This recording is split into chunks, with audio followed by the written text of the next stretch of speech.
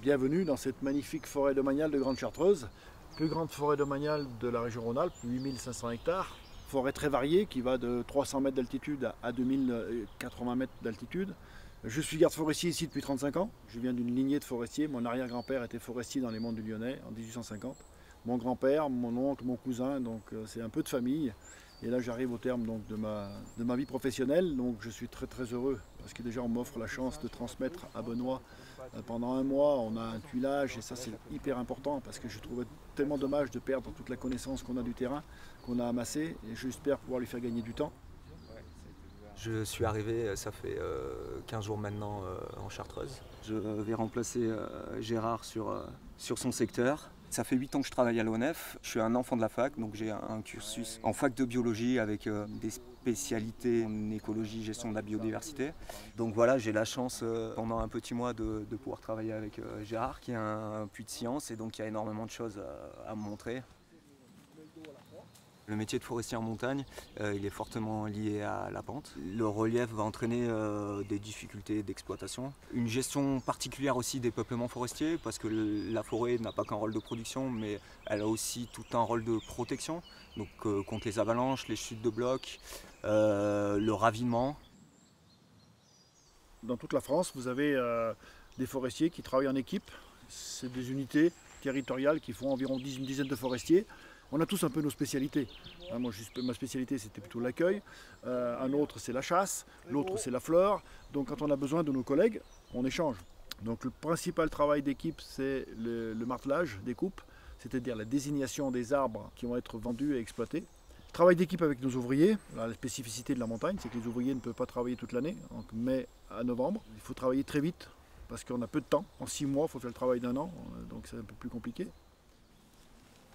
Gérard a mis en place il y a une quinzaine d'années des trouées de régénération dans la forêt. Donc une trouée, c'est une mise en lumière du sous-bois pour la régénération de la forêt. Et moi, c'est par l'observation de ces tempêtes qu'on a eues il y a une vingtaine, une trentaine d'années, quand j'ai vu comment ces trouées ont évolué, je me suis dit, pétard, pourquoi attendre que ce soit la tempête qui le fasse alors que le forestier peut le faire?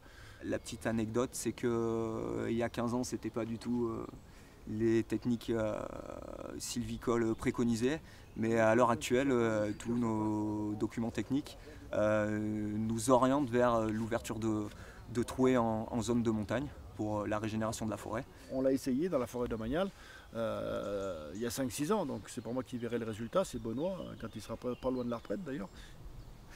Les 15 jours que je viens de passer avec toi, déjà, il a commencé à me réconcilier un petit peu avec tous ces nouveaux outils.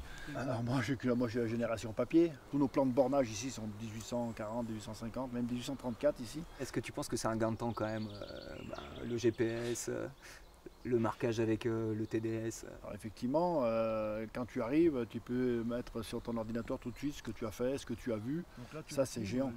Et ma grande peur, c'est que tout ce que vous mettez aujourd'hui sur ces mémoires informatiques, est-ce que dans 300 ans, on sera capable de lire ce que tu relèves aujourd'hui? Je pense que c'est des outils complémentaires. Et c'est vrai que encore la semaine dernière, on est retourné voir sur les anciens plans de bornage de 1850.